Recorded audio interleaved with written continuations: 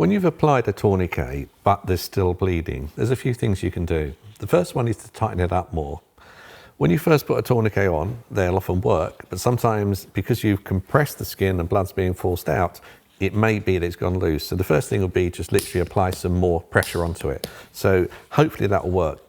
If that hasn't worked, the next thing to look at is, will direct pressure work? Now, direct pressure may not have worked to start with, but now we've got a reduction in the blood flow due to the tourniquet. It may be just by applying direct pressure over the wound that can solve the problem and you can stop the bleeding.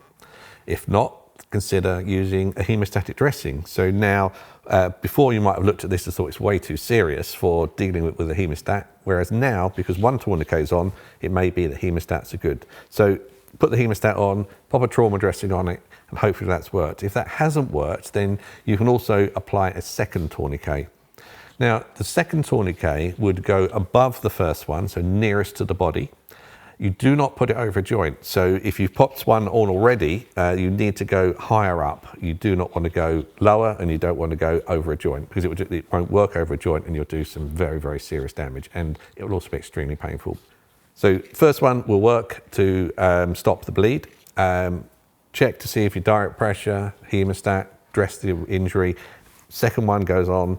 Remember, it does not go over a joint, and it always goes nearest the body above the first one. And then hopefully that should solve the problem and stop the bleed.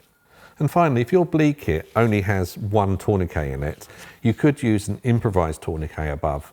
So by there you can use a piece of wood, as long as it's strong, as a windlass to wind around and use the material type triangular bandage or a very strong piece of material. And you could put a second tourniquet on, but use it as an improvised type rather than a commercial one if you don't have one available.